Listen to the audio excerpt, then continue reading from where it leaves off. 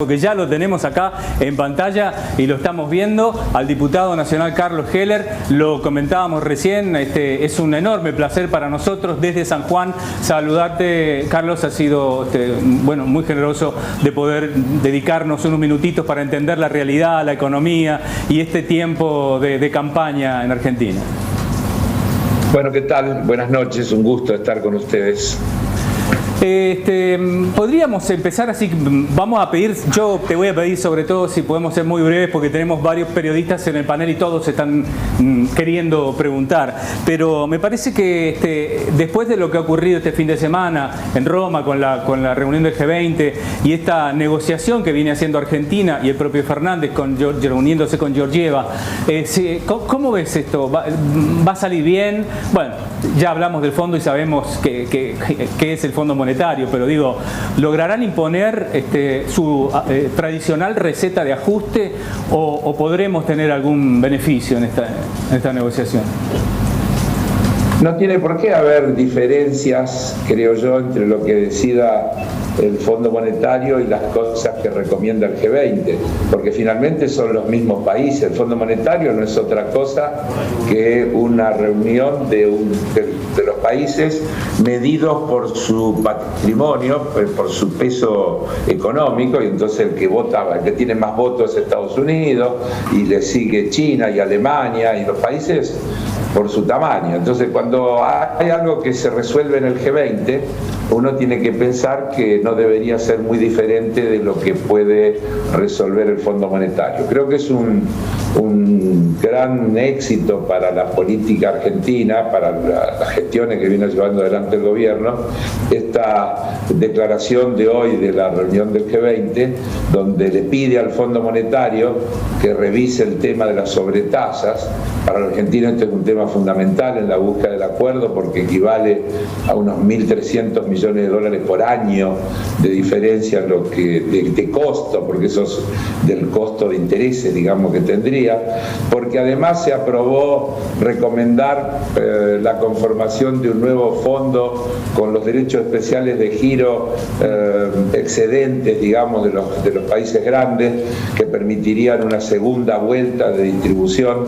Y la Argentina, esto estaba más o menos previsto, pero para los países pobres, y la Argentina logró un cambio allí en la redacción muy importante que diga a los países de desarrollo medio con problemas de balanza de pago, prácticamente algo puesto a medida y a pedido de la Argentina. Así que creo que es un avance en una negociación difícil, pero como ha dicho nuestro gobierno, lo dijo el presidente, lo dice el ministro de Economía, lo dice el presidente de nuestro bloque, más que apurado lo que tenemos que tener es un buen acuerdo.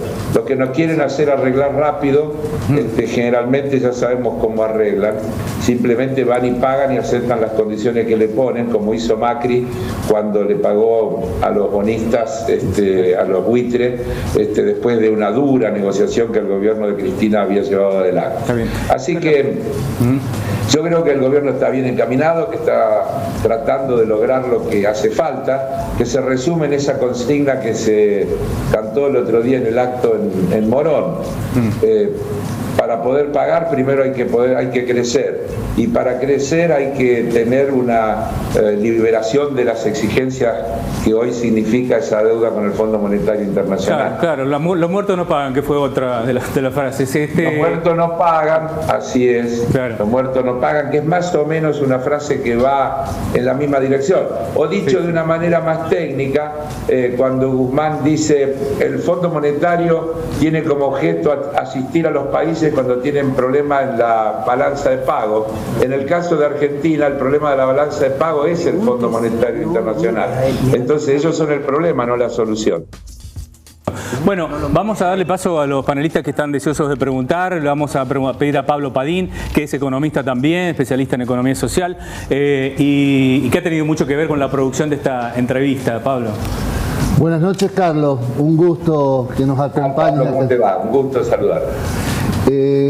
Carlos, con tu excelente pedagogía, ¿qué significa lograr para la gente común, qué significaría lograr un acuerdo racional en la economía, en el día a día del habitante común?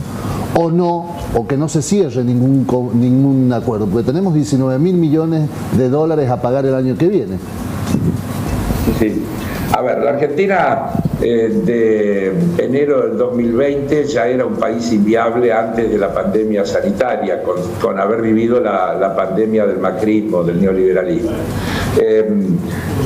El gobierno anterior dejó una deuda de 100.000 millones de dólares en deuda con los privados y de 44.500 con el Fondo Monetario, con un cronograma de pago que, miren, si ustedes leen lo que dijo Macri anoche en un programa de televisión, es una confesión de parte.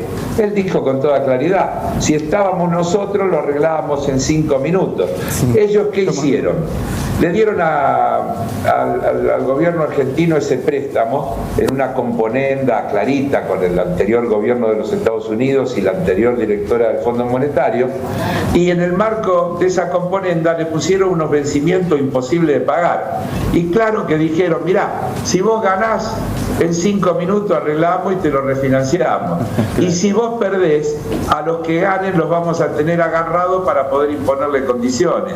Eso es lo que confesó de verdad Macri ayer, si ustedes leen bien lo que dijo en el programa de televisión en el que estuvo. Y la Argentina con dignidad viene sobrellevando esta discusión con firmeza, desde luego facilitado porque en Estados Unidos cambió el gobierno, porque en el Fondo Monetario cambió la dirección, y creo que eso genera una posibilidad de diálogo diferente a la que hubiera habido con Trump y Lagarde. Claro, cambiamos, seguramente que las cosas no son iguales. Cambiamos de tema, le damos lugar a Carolina, que quiere preguntar también. Diputado, buenas noches. Están trabajando ya en lo que es el texto del presupuesto. ¿Cómo, en realidad, cuál es la base en economía, en ideas, en objetivos para trazar este presupuesto? Todos sabemos que para trazar un presupuesto lo primero que se hace es hablar con todos los ministerios a ver qué hay y qué se puede hacer para el año siguiente. Y le pido especialmente ¿cuál es el trabajo en el federalismo que van a hacer? ¿Cómo va a ser ese presupuesto ya sin pandemia, ya con un avance en el FMI para las provincias como San Juan? Bueno, pero es que depende de muchas cosas, depende de cómo se resuelva esta negociación, es un tema fundamental. El país es distinto si tiene que pagar 19.000 millones de dólares que si no los tiene que pagar. No hace falta ser ni economista ni nada para entenderlo. Por otro lado, le quiero dar buenas noticias. Este año la Argentina va a terminar creciendo alrededor del 9%.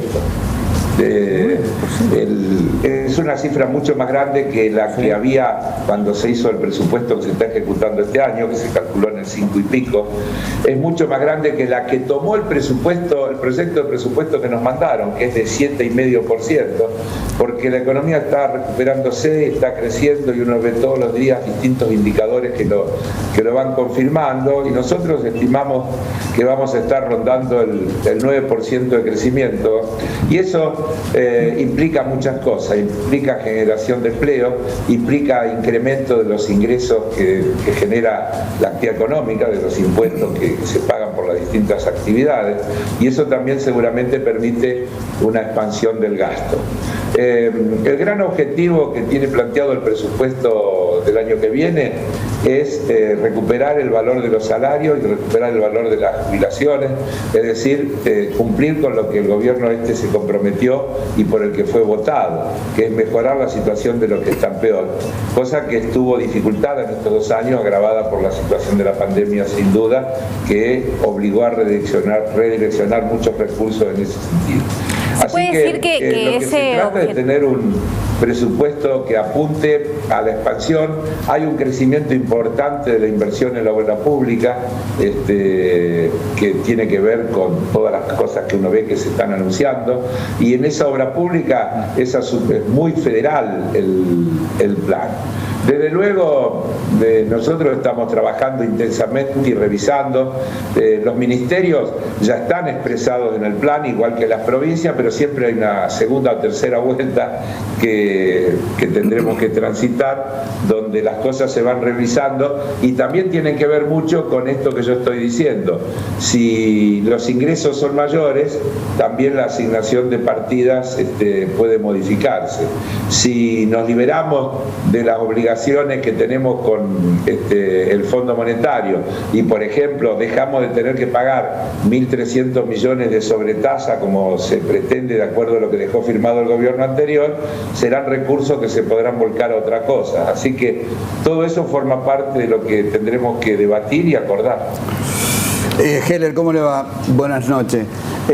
Al principio de este gobierno se planteó mucho lo que era la economía verde, un proyecto o una especie de economía que se planteó en los Estados Unidos en el siglo XX, bien digo, al principio del siglo XX. Ahora Alberto Fernández vuelve a hablar sobre canjear 10.000 millones de dólares a condición de que Argentina aplique sobre la generación eléctrica y otros tarifas, es decir, economía verde, poder cambiarlo, ¿eso es factible? ¿Va a poder acceder Argentina a ese crédito que da el Fondo Monetario Internacional si cambia su matriz de servicio eléctrica? ¿Puede ser eso? Usted sabe que estamos en el medio de esta discusión y que justamente en este momento, bueno, hasta ahora no porque la diferencia horaria, pero nuestro presidente llegó hoy desde Roma, está en Glasgow, donde está participando en la reunión que tiene que ver con los temas del medio ambiente y del clima. Creo que el tema del clima es hoy una preocupación universal. Están tratando de lograr un acuerdo de que los países centrales asuman la responsabilidad de reducir la contaminación ambiental para tratar de morigerar el tema del calentamiento global, que se convierte en una amenaza muy grave porque ya se dice que algunas cosas, si no se hacen rápido, se pueden tornar irreversibles y pueden convertirse en daños gravísimos para el planeta y para, obviamente, a todos los que lo habitamos.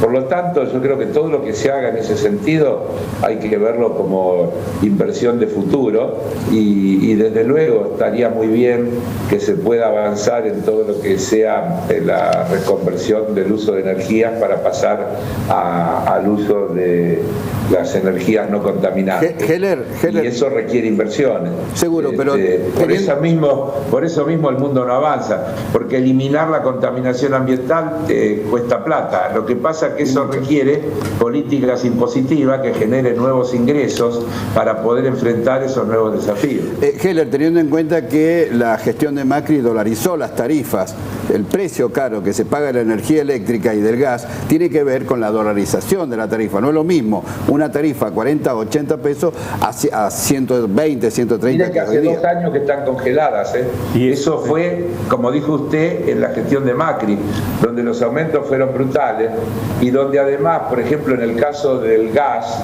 el gobierno de Macri firmó un acuerdo reconociendo una tarifa internacional de creo que $7.50 el BTU, que fue anulada por el actual gobierno, y actualmente el precio que se le reconoce a las compañías es de creo $3.50 el BTU, es decir que menos de la mitad de lo que había pactado el gobierno de Macri.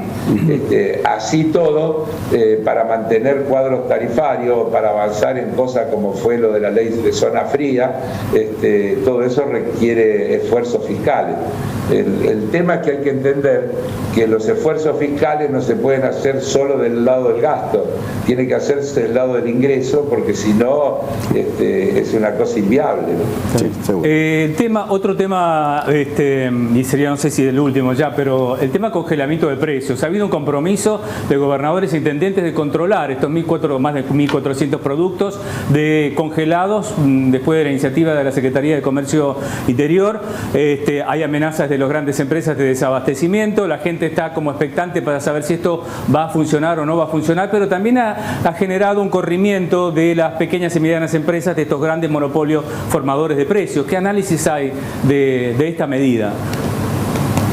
Bueno, el análisis que hay es que evidentemente la puja distributiva ha impedido que los esfuerzos que se han hecho tanto desde el punto de vista fiscal, con las transferencias que se hacen a través del gasto público, como las renegociaciones paritarias que se hicieron para recomponer el valor del salario, se frustran si todo eso es reapropiado por los aumentos de precios. Los precios internos no pueden manejarse por los precios internacionales. No puede ser que la carne se pague en la Argentina de acuerdo a lo que vale la carne del exterior, porque los argentinos no ganan como ganan los que reciben esa mercancía. Entonces hay que desacoplar los precios internos de los precios externos. No hay ninguna razón, porque no hay ningún costo que haya aumentado, más bien al contrario, que justifique los aumentos de precios que hay. Mire, pasemos rápidamente revista. No es el tipo de cambio, porque lo que se importa con el dólar oficial. No son las tarifas, porque acabamos de decir que están virtualmente congeladas. No es el costo financiero, porque se ha reducido a menos de la mitad que el que existía en el 2019, bastante menos que la mitad del que existía en el 2019. No son los salarios, porque los salarios vienen de atrás, recomponiendo lo que pierden frente al aumento de los precios. Entonces, claramente los precios aumentan como un fenómeno de puja distributiva.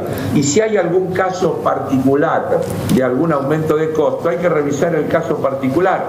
Hay que revisar las cadenas de valor. Hay que ver qué pasa desde el producto en la base, en el punto de partida, hasta que llega a la góndola del que tiene que consumir. Pero no se puede seguir aceptando que todos los esfuerzos que se hacen para mejorar el poder adquisitivo de la población se esterilicen por la apropiación que se hace a través de la puja distributiva. Está bien. Diputado, muchísimas gracias por este contacto, ¿no? La verdad, le agradecemos muchísimo su tiempo. Bueno, gracias a ustedes. Buenas noches. Hasta luego, buenas noches. La nota entonces, la entrevista directamente desde Buenos Aires con el diputado nacional Carlos Heller del Frente de Todos. Había mucho más para preguntar, pero como siempre, en la televisión, frase que nunca se dijo, el tiempo es tirano. Así que hacemos un corte muy breve y ya volvemos con un debate esta noche que se las trae.